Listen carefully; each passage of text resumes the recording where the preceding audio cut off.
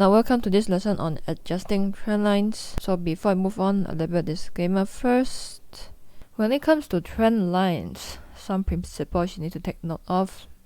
The first one is trend line drawing is very subjective. By now you already know that the way I draw a trend line is very different from the way you draw a trend line, and similarly the way you draw a trend line is different from the way I draw it.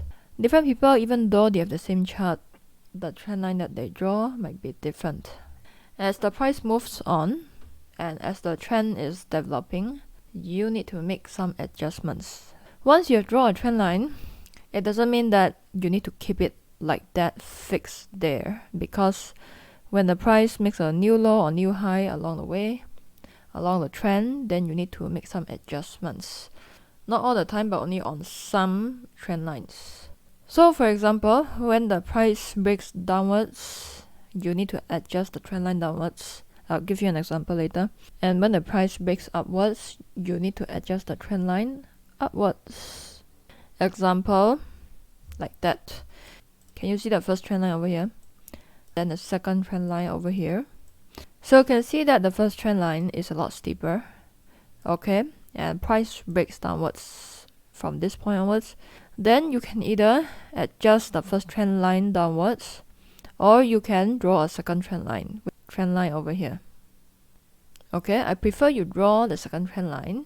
Depends on you what you want to do, but I prefer that you just drag the first trend line all the way until here, because when you have too many trend lines on the chart, it's a little bit too cluttered.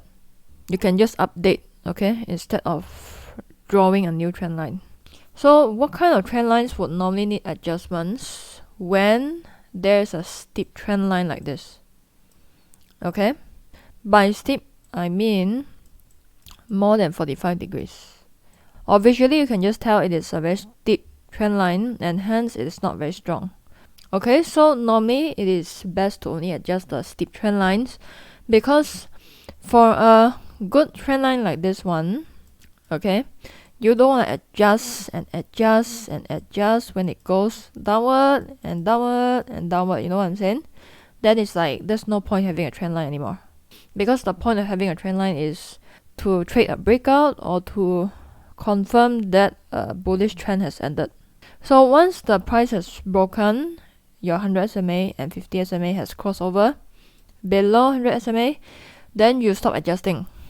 So you can see price drop below 100 SMA over here. It's a false breakout, and somehow 50 did not cross below 100, so you don't adjust it. Okay, now this trend started off pretty fast. Okay, it goes up in a pretty steep manner, but then this example, the trend actually started out pretty slow. Okay, so you have a trend line that is not too steep, but then as the trend progresses, it gets more and more steep. So right now you can draw another trend line to fit the change in angle. Okay, so just now you're adjusting downwards, now you're adjusting upwards. So it really depends on how the trend progresses. Did it start out fast or did it start out slow, just like this one? Or one alternative way, if you don't want to draw too many trend lines like this, you can just draw a major trend line like this. You see this green line over here? Okay, you can just draw one major green trend line like this. Basically the best fit point where the price touches it most of the time. So far I gave you examples of uptrend. So for uptrends, you draw your trend line below, just a reminder for you. And then for downtrends, you draw it above the price action. Okay, so you can see over here, this trend line is less steep, and this is the more steep trend line. And by now you should know that which trend line is stronger, more significant. It is the one that's not too steep. So if you have a choice of entering on the third touch of this one as compared to this one, which one would you pick? Or the third touch could be entered over here. Okay, if you shift it a little bit downwards, which one would you enter if you have the choice? Both are in confluence. This one is in confluence with 50 SMA.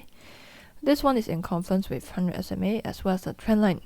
Okay, the better choice, by now you should know, would be the less steep trend line. Okay, So you can see at the start of this trend over here, the trend line will be a bit steep.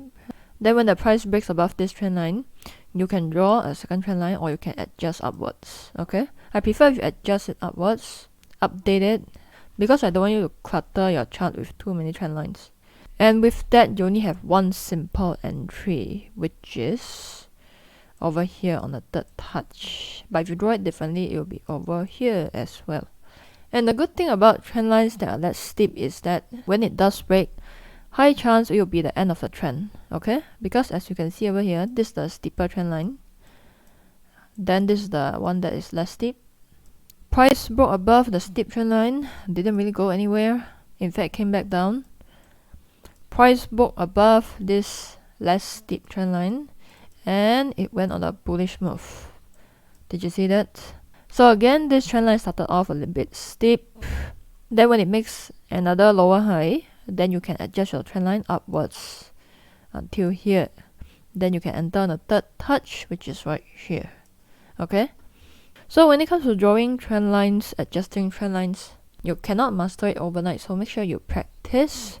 Go through these examples again and again so that you get a feel on how to draw trend lines. You won't master this skill overnight, but with practice, you'll get better at it. Okay? So with that, I'll talk to you in the next lesson. Bye.